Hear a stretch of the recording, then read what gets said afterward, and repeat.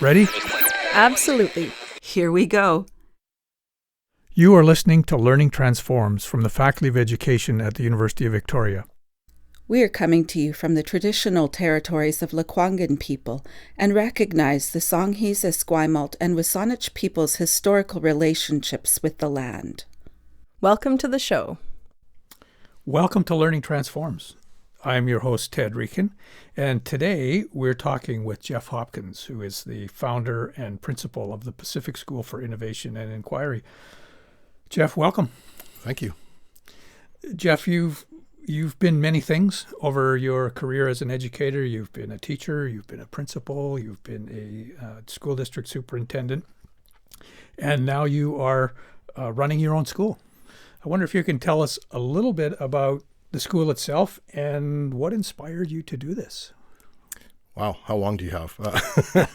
Well, I guess to start with the second part first, maybe what inspired it was having done lots of those different roles in the system, seeing it from lots of perspectives, and there's a term that gets used a lot that's called the knowing-doing gap, and I can't remember who actually came up with that term, but I don't think it was in an educational context. But seeing the system from all of these different perspectives, I began to become more and more acutely aware of the gap between what we know we're supposed to do and what we keep hearing about and studying and researching, and what we actually do, and really feeling, the stress, I guess, between the two, the difference between the two, wanting to close them. And then having a system that's very well established already, it's a lot harder to change the status quo. So at some point, I don't know when, a moment of madness, I decided to step out and start something from scratch. I guess that's an example of what I think it's Tony Randall who would call institutional bypass, where you step outside the institution and just literally go around it. So you've approached that gap, and now you're doing things as you think they should be done. What's the difference? How are you seeing what you do at PSII, the Pacific School of Innovation and Inquiry, or PSII for short? Mm-hmm. How does PSII fill that gap? Well, it's been nice to actually fill the gap to the degree that we have. We didn't completely bypass the institution because we're still attached to certain regulations and ways of doing business with the Ministry of Education in BC. But for the most part, we've been able to fill a lot of the gaps that we were aiming to fill. So some of the ways we could do that was by changing the structure of the school itself, how we organize learning, how teachers work with learners, how learners have some agency in deciding what their curriculum will be, and how we decide. So the gap's been closed largely by being able to personalize, 90 to 95% of what we do, either the way people are doing something that everyone must do, or actually personalizing what people are doing completely. Can you give us some examples of what personalized learning looks like in your school? What are some of the projects that students would take up? Yeah, so we're an inquiry-based school, and so we start everything with questions and quests we call them, but mostly questions. And so we never know what we're going to get, but some examples might be one learner who really wanted to know what it was like to run a retail store. That's what she saw herself doing, and she wanted to be a business owner and manager. So she decided she wanted to start a store. So it was a Christmas store. She loves Christmas, and that's actually where it started, with sort of an interest in all things Christmas. So she came up with a name, and that was the easy part. And then, okay, now what do we do? So we approached a landlord. We're located in downtown Victoria, so we found a landlord with an empty storefront and proposed, what do you think about us taking over a storefront for free? And and then he said that was great, because he said he'd rather have someone in the store at the Christmas time than have an empty store. So he said you can have it for a couple of months for nothing, and so that was nice. And then she said, okay, how do I get inventory? We have no money. It's like, great question. So again, through research, she found that she could consign all of the items in the store. She juried them, brought artisans in, interviewed them, negotiated sort of price sharing, and then had a store. And she actually ran it for 3 months, made about $18,000, paid all the learners who helped her. We trained her in things, and she was working with a business consultant in the community on a few items. packed everything up when it was time to go. All the consigners came in, picked up their things, got their money. It was a really successful, fairly large and complex project. So that's an amazing set of learning experiences for this student. How old was this person? Well, when she started this, she was 16. And interestingly, she had trouble accessing the math curriculum particularly, and it was something that had always been a little bit of a barrier for her. And so we started using this as a way of getting at sort of that workplace math. But what she found is that when she was using math in context, she was pretty good at it. And so she ended up accessing a higher level of math as a result of sort of gaining some confidence in this experience. So as you can imagine, some of the coursework that she was able to get credit for were, marketing, work experience, entrepreneurship, lots and lots of digital media work, lots of communication, lots of writing, and then banking all the time. She was constantly adding and subtracting and calculating percentages and doing cash flow analyses and all of those things. And then she ended up teaching some other business people in Victoria at sort of an impromptu coffee session about how to do cash flow tables that she had learned, and none of them knew how to do it. And they were all actually running businesses. So when a 16-year-old is teaching, 50-something-year-olds how to do something that they felt like they should already know, is pretty nice. How many staff do you have? How do you've got to support a project like that from many different directions? How many people do you have on your staff? We have a grand total of 7 on our staff, and now we have just under 100 learners at the school. Okay. Our ratio is pretty good, largely because we don't divide up anything in terms of blocks in a schedule or anything like that. So we don't predetermine where people are going to be, who's in what room with whom. So there's quite a bit of maximization of flow and just sort of doing what makes the most sense at the time. So there might be, one teacher with a whole bunch of learners and someone else with one, and then they might change the next minute. So that 7 people seems to be everything we need. Now, added to that, our job is very different in that we're often connecting people with mentors and expertise outside of the school, because people are doing things a lot of the time that we have no idea how to do. And your ego takes a little bit of a beating, but it's good. So in a typical high school, you have a chemistry teacher and a math teacher and an English teacher and a French teacher and a physics teacher. But it sounds like your teachers are teaching a whole bunch of different subjects all at the same time, as are the students that they're teaching. Do you assign subject areas to your teachers and students, or is it fully across the board integration? We don't assign per se, but we do still hire people with all of the same expertise, and we're trying to get the same breadth that you would have in any high school. So we do have people with specialization in all of the areas that you mentioned and more.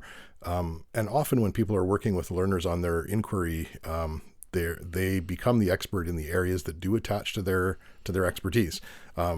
Sometimes they're stretched outside of that, but we also work as a team quite a bit. So you would rarely be working on a complex inquiry by yourself with a learner. You would often, as a teacher, be working with 2 or 3 other teachers to make sure that we were filling all the gaps on the expertise, and then also sometimes drawing in from outside of the school. So in a way, the teachers are seeing and doing more than they would normally do in a typical high school. But there is a point at which, they probably feel like their expertise ends and someone else's begins. And that's where the collegiality comes in and the collaboration, which I had never experienced to this degree as a teacher in a typical high school before. So that is also a very new experience and a very big skill set that we all had to get good at pretty quickly. You had mentioned it when we began about the accountability. You still have to measure up to the standards and the regulatory concerns of the Ministry of Education. How do you handle tracking of learning and demonstrating of competencies and so on when you have 100 students and 100 different projects and 7 teachers? How do you feed into that existing system? Well, I would start by saying I wish we didn't have to, because it's interesting. We basically run 2 parallel systems. One of them is this wide open interdisciplinary system that's driven by people's questions.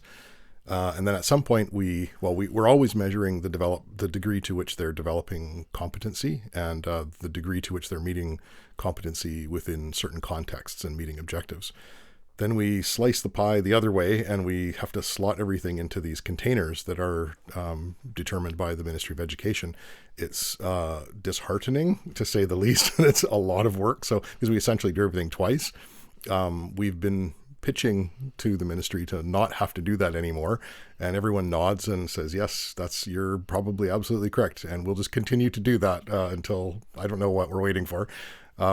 The other thing I would say about it, and the reason I said it was disheartening, is that as soon as subjects get mentioned in our conversations with learners, and we do have to mention that at some point, it's usually right around now, middle of November or so, they stop thinking interdisciplinarily, and everything sort of grinds to a halt or very close. And we have to get the whole machinery started again. So every fall, that happens, and we have to get it rolling again, which we do.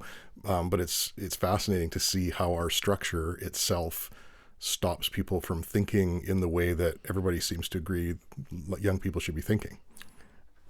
Or thinking the way real life happens. Yeah, right. Right. Like when we leave these institutions, we don't go out and do social studies for 20 minutes and then shift over and do math and then do written correspondence. It's a fully integrated experience. Absolutely. Where do your students go once they leave PSII? What sort of things have you seen them take up? Do they go on and do post-secondary? Are they mostly entrepreneurs? Are they going to travel the world? Where do they end up when they leave you? They're doing the two things that you mentioned first. A lot of post-secondary. Many learners still see post-secondary as a place where they can access sort of a deeper level of specialization or expertise in areas that they now know they really want to do. We also have quite a number of learners doing the accelerated entry program with UVic, actually, so there's 5 of them here right now in courses that they do while they're in their grade 12 year. We have seen, though, a sort of different attitude about post-secondary, in that it's not what does the university sort of say I need to do, but what am I going to access at the university that's valuable to me?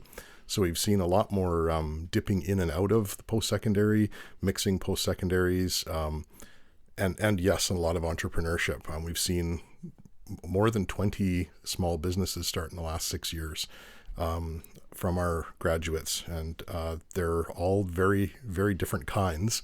And again, some of those are mixed with post-secondary as well. Any of those that you can describe in detail or name? Sure. I can describe some in detail. Some of them aren't named. They're just these very quiet, in the background kinds of things, but graphic design businesses, web design, a music production company, someone who does graphics that are visualizers for people's music, that it's done in a 3-dimensional graphical program, some small retail businesses, a clothing line. Those are some examples. So do you have a preference as to how, the kind of students or what kinds of parents send their students? Those are related questions, but I think they're different. And then there's what are the costs associated with it as well? Yeah. So do you, I'm just wondering what's the best way to come at that kind of student question? Is there a typical student, or how do students end up at your school, or is it a parental decision, or is it the student that says, hey, my friend's going to this really cool school and I'd like to go too? Or, how do students find their way to your school? Yeah, that's interesting. It's changed over time. So when we opened, it was parents, because no one knew we existed because we didn't exist. And I remember when the first family signed up their child to the school, I couldn't believe it. And I thought they were kind of crazy because we didn't have a staff. We didn't have a building. We didn't have anything. We had no track record. They just believed in the philosophy, and I thought they were pretty brave. Mm-hmm. Their third child is now at our school. So some of it is, families and word of mouth, especially. But I think originally the learners who tend to come to our school, and or their parents, although now more increasingly it's the learners themselves, are finding us and saying, I really like learning. I'm very interested in knowing things, learning things, finding out about things, but I don't really enjoy the way we do it at school. One girl at school said just the other day, she felt that schools, mainstream schools, were sort of a lost opportunity. She said, you have all of these resources and all of these smart people and people who are enthusiastic and want to learn, and then they get a worksheet And she just said it's just so disappointing. And so for her and a lot of others, it's sort of more exciting and a little bit more what they hoped for in terms of accessing depth. I talk a lot about Vygotsky's zone of proximal development when I explain the school to people, to just explain, without going into a lot of detail here, just that everybody has their own sweet spot between when they're over-challenged and when they're under-challenged, and when it's sort of just right. So because we can personalize so well, people are often in that sweet spot, that zone. It's almost like the flow zone too, of that the author Csikszentmihalyi talks about. They're similar. So I think they really enjoy that. So a lot of our learners are ones who haven't experienced that before, but are optimistic that they could in the right environment. One place where we're overrepresented are learners who have experienced a lot of anxiety, and like clinical anxiety, and they're at our school finding themselves seeing ways to reduce that anxiety, learning a little bit more about self-regulation, because even our physical environment is very, very different. People are able to move around and determine their schedule and their physical environment very easily and quickly. If they have to change it quickly, they can. So all of those things sort of combine to make it a little easier for young people with anxiety.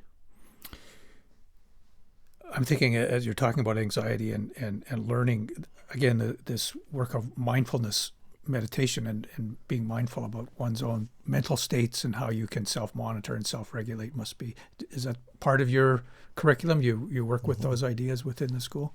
Yeah, I mean, we are personalized, so we don't sort of institute it, if you will, but we do definitely, we're ready to go with it at any time, and most of our learners do take us up on some form of mindful practice, whatever it might be. Many of them already have a mindfulness practice, but some have never heard of that before. Just being aware of how you are, understanding what self-regulation is, and then learning some tools about how to regulate is really, really helpful. Or recognizing that you can't, and you might need to just unplug for a few moments and do something else. And that's just made a big difference to the kinds of interactions learners have with each other, and their interactions between teachers and learners. And a lot of our parents say that they have different interactions with their children after they attend our school. That's a hard one to prove scientifically, because they're getting older and they're in high school and things change anyway. But we have been hearing that a lot from parents, even comparing it to other similar age children who they know. So imagine I'm a parent and I want to send my child to your school. Yeah. What's it going to cost me? Right now, because we're an independent school, there is tuition, and our cost is $7,200 per year. That includes everything, including a laptop, because we do a lot of our management of the learning through digital systems. What I'm dismayed about, but also hopeful about at the same time, is we have created a lot of systems and products that help people do what we're doing, and we give it away. We license everything under Creative Commons. We give everything away to everyone for free, including a lot of our time. We've had over 1,400 visitors to the school in the last 6.5 years. Most of them are educators, and we are having conversations about how we can help them do what we're doing in their environment. Our hope was that we would put ourselves out of business, because we would like to not have to be an independent school doing this. We're trying to provide a model that everyone could do in the public system, because all of us are strong proponents of the public education system. We're not trying to privatize anything or create a little special niche for people with a lot of money. Our cost, even our tuition cost, is $7,200 isn't something I have burning a hole in my pocket. It isn't sort of the $20,000 to $25,000 that a lot of independent schools are, and that's on purpose. Our cost is exactly the difference between what we get funding that we do get from the provincial government and what it costs to run the school. We actually right now operate at about $350 per pupil below the cost within the school district where we reside. So when people say, oh, you can do all those things because you have this great student-teacher ratio, it's like, you have a better one than we do. And they don't believe me until I show them the numbers. And they say, well, I don't experience that. I have no idea how that could be possible. And then we explain how we're organized and how they're organized. So it's the structural changes, the infrastructure that has to change, as well as this philosophy about teaching, or else you can't really enjoy those kinds of proportions. What would have to change in the regular system, if we can call it that, to allow them to do what it is that you do. You say there are structural changes that have to happen. You're a living example of being able to do things very, very differently and do it in a way that engages and motivates. What are the impediments? What needs to happen so that schools can do this on a regular basis?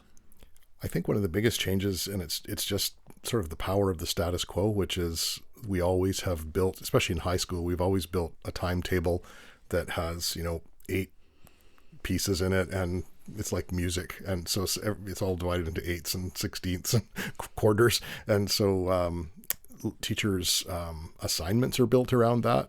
Learners' timetables are built around that. Graduation is built around that. So I think if we could get away from looking at, first of all, courses as the be-all and end-all of how we organize learning, that would be the first step. The second step would be to employ teachers in a different way and not look at their employment as tied completely to a course or to a subject. I don't think there's anything wrong with having areas of expertise, especially in high school, but they also need to be given the freedom to go outside of that area and exercise the professional autonomy they have to know when they've reached the edge of that and then collaborate. I remember when I worked in a mainstream high school nearby, and someone said to me, this high school, which was a large, fairly, mainstream typical high school, they said you could describe it as 100 individual kingdoms with a common parking lot. And I thought that was funny. And then I didn't think it was funny anymore when I realized that was about right, in that teaching is sort of the last isolated private profession in the world, as far as I can tell. Almost every other profession has become very collaborative, and teaching has still remained this thing that most people do in real isolation from their colleagues. So I think that's another area. But all of this comes back to how we are still using a very industrial approach to what the job is of teaching and what the job is of learning as well. And then the buildings are built to fit that industrial model, and it kind of goes from there. I'm sitting and thinking as you're talking, and I'm reminded of that film, Most Likely to Succeed, which you've probably seen, a very good kind of critique and expose of the traditional system and some really viable alternatives. And there's an interview with Sir Ken Robinson who talks about the timetable and subject areas as a way to organize that timetable. And he said those are not academic or educational rationales, those are organizational decisions.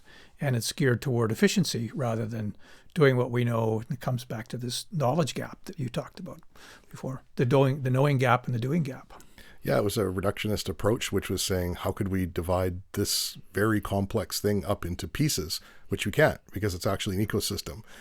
So even one of our competencies in our school is an ecological literacy. And interestingly, as learners realize what that actually means, because most of them don't know what that means, they think it means environmental ecology only, there's sort of an aha moment, usually about 2.5 years into the school, and they go, oh, this is an ecology. This school is an ecological system. It's like, yes, it is.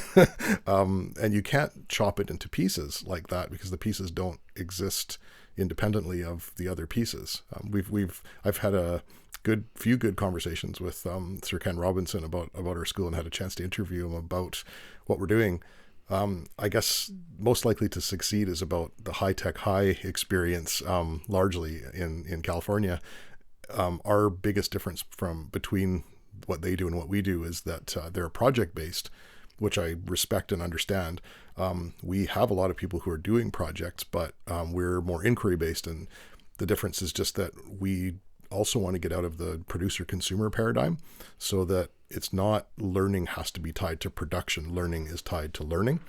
And so the only sort of criticism I have of High Tech High, as successful it is and wonderful as it is, because it's a great place, is just that idea that unless you've produced a tangible outcome, you somehow haven't done something, complete. And we don't believe in that. Yeah. I remember visiting High Tech High and talking with some of the teachers there who sort of behind their hand almost would say, well, some people think there's too much emphasis on that final project. That's the driver, as opposed to the deeper philosophy of inquiry and asking good questions and searching in whatever direction, as opposed to producing something. But I suppose the DNA of that school reflects Larry Ellison, who was an adult educator and very focused on an internship and a project and the creation of something that you then put up and publicly present. Yeah, I think it makes really good sense, and against a backdrop of a system that was more about how long did you sit in a chair and breathe the air. It was really welcome. I think it was a really, really good idea it came at the right time.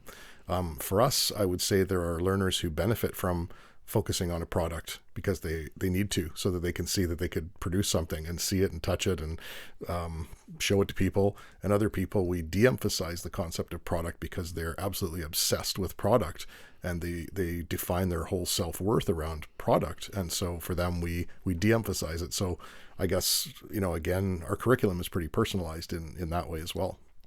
Do you have exams in your school? We don't use them very much, except for the ones that we must use as a school within the BC education system. And BC has certainly de-emphasized exams as a way of measuring people's learning for very good reason and through good research. I will say, though, that for learners who want to go on to a post-secondary, particularly in areas of post-secondary where we know they are going to encounter exams becomes a personalized part of their curriculum, which is, well, you better learn how to write an exam then, because they still exist. They are out there. They're disappearing pretty quickly. But you're likely going to encounter one depending on where you're heading. So we help people learn to think of things the way they might be presented on an exam, how to anticipate things that are on an exam. And a lot of it's through actually exam construction. So they learn, how would you make a paper-based assessment or a computer-based assessment if you wanted to know that someone had learned something? Interestingly, when we teach that, they often then find examples of really terrible exams, and they say, well, this exam was not constructed very well, and we agree with them. That's correct. So they know that they're likely to encounter exams, and probably also a lot of not very good ones. It's just a thing that they have to practice. What proportion of students have to do those exams, and what proportion are moving through a different model of assessment? Lots of students are curious about exams, so many of them would like to, try doing things in that way. So they sort of are trying to learn about themselves. What is the best way that I could show myself, really, more than anyone, that I actually have learned, some content or learned in depth in a particular area. So they all like to try exams from time to time. It's quite funny because often they make the exams or we make them together or something like that. We don't think that not very many of them need to do exams, and then when they're coming to post-secondary, we try to give them an opportunity to come and just sit in on classes and sort of an informal audit as early as possible, so they know what they're getting into and they can make good decisions. So many of them encounter exams kind of as an auditing experience, try them out, bring them to the school with them, and talk with us about them. So almost everybody gets to experience it in one way or another. Well, Jeff, this has been fascinating and most enjoyable. It's nice to sit and chat with someone who's is both a visionary and a doer. So thanks for coming and sharing your time with us. Thanks for having me, and great questions. It was fun to talk about. This episode of Learning Transforms was produced by Julie Remy. Sound recording is by Bryce Menny. Sound editing is by Emily Mabobi. And I'm Ted Rieken. Thanks for listening to the show.